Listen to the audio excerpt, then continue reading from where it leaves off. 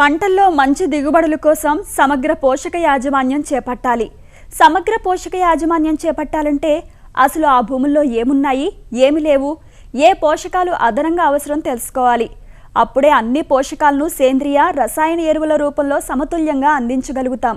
మరి భూముల్లో ఏ ఏ పోషకాలు ఎంతున్నాయి తెలుసుకోవాలంటే అందుకు మార్గం భూసార పరీక్షలు. పొలాలు ఇంకా ఖాళీగానే ఉండి దుక్కిలో ఎరువులు వేయకపోతే ఇప్పుడైనా రైతులు భూసార పరీక్షల కోసం మట్టి నమూనాలను సేకరించి పంపించుకునే అవకాశం ఉంది. సాలు పంటలు వేసే పొలాలకు, అలానే పండ్ల తోటలు వేయాలనుకునే పొలాలకు మట్టి నమూనా సేకరణ విధానం వేరువేరుగా ఉంటుంది. భూసార పరీక్షా ఫలితాలను విశ్లేషించుకుని తదనుగుణంగా ఎరువుల యాజమాన్యం చేపట్టాలంటూ రైతులకు వివరిస్తున్నారు ఆచార్య ఎన్జీ రంగా వ్యవసాయ విశ్వవిద్యాలయం తిరుపతిలోని ప్రాంతీయ వ్యవసాయ పరిశోధనా స్థానం శాస్త్రవేత్త డాక్టర్ నాగమాధురి. రైతు సోదరులు మట్టి నమూనాను తీయదలిచినప్పుడు వ్యవసాయ పంటలలో అయితే గనక ప్రతి 5 ఎకరాలకు ఒక మట్టి నమూనా తీసినట్లయితే సరిపోతుంది. అదే ఉద్యాన పంటల విషయానికి వచ్చినట్లయితే మామూలుగా కూరగాయలు, పూలు తోటలకు 5 ఎకరాలకు ఒక మట్టి నమూనాని తీసినట్లయితే సరిపోతుంది. అదే పండ్ల తోటల విషయానికి వచ్చినట్లయితే ప్రతి 25 హెక్టార్లకు ఒక మట్టి నమూనాని తీసినట్లయితే సరిపోతుంది. ఈ పండ్ల తోటల విషయానికి వచ్చినప్పుడు మనం కొన్ని జాగ్రత్తలు పాటించాలి. పండ్ల తోటలలో ముఖ్యంగా మనం మామిడి తోటలో మనం మట్టి నమూనాని తీసి పరీక్ష చేయదలుచుకున్నప్పుడు మామిడి తోట వేర్లు ఎక్కువ లోతుకు వ్యాపిస్తాయి కనుక మన మట్టి నమూనాని కూడా ఒక గుంట తీసి ఆ గుంటలో నుంచి మట్టి నమూనాని తీయవలసి వస్తుంది.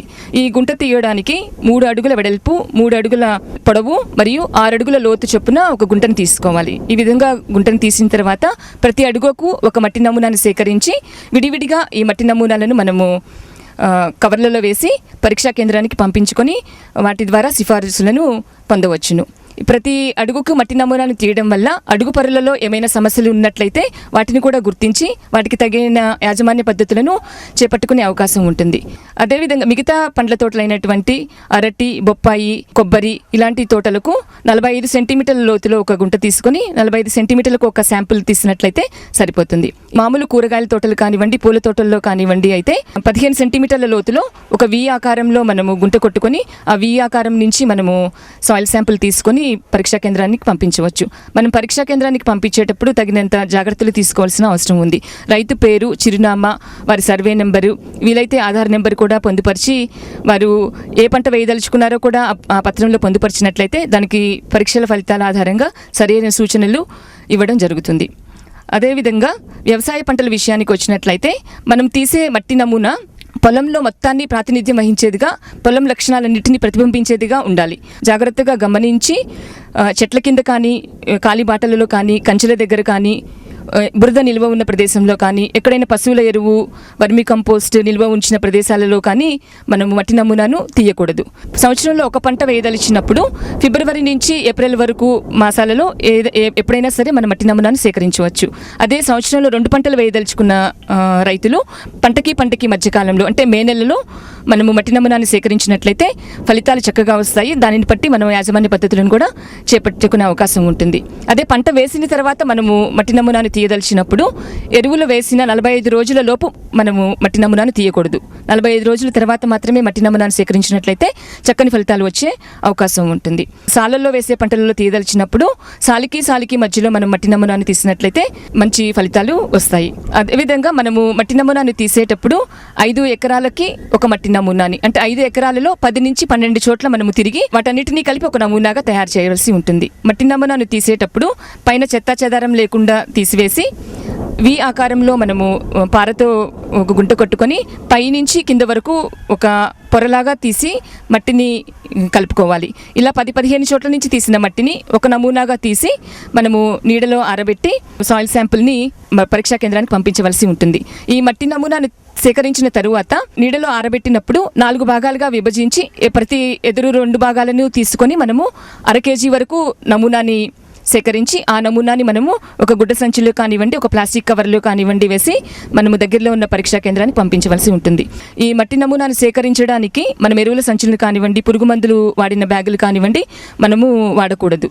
అదేవిధంగా నీరు నిలిచిన ప్రదేశంలో నుంచి మనం మట్టి నమూనాని తప్పనిసరిగా తీయాలి అని అనిపించినప్పుడు ఆ మట్టిని తీసి నీడలో ఆరబెట్టి తర్వాత మాత్రమే మనము భూసార పరీక్షా కేంద్రానికి పంపించవలసి ఉంటుంది.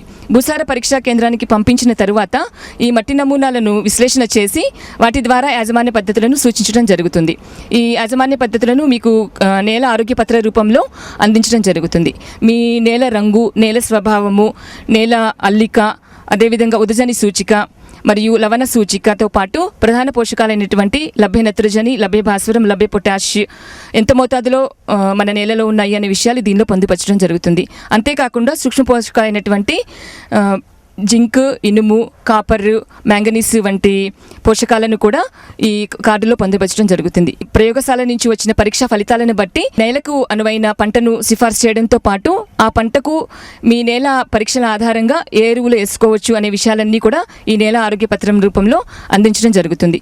అంతేకాకుండా మన నేల ఏదైనా సమస్య ఉన్నప్పుడు, అంటే క్షార భూములు కానివ్వండి, ఆమ్ల భూములు కానివ్వండి ఉన్నట్లయితే వాటిని సవరించుకునే పద్ధతులను కూడా, వాటికి తగ్గ యాజమాన్య పద్ధతులను కూడా ఈ కార్డులో పొందుపరచడం జరుగుతుంది. కాబట్టి రైతు సోదరులందరూ తప్పనిసరిగా తమ నేల ఆరోగ్యాన్ని పరీక్ష చేయించుకొని దానికి తగ్గట్టుగా యాజమాన్య పద్ధతులను పాటించినట్లయితే గనక ఎరువులను ఆదా చేయడమే కాకుండా నాణ్యమైన పంటను తీసుకోవడమే కాకుండా అధిక దిగుబడిని సాధించే అవకాశం ఉంటుంది.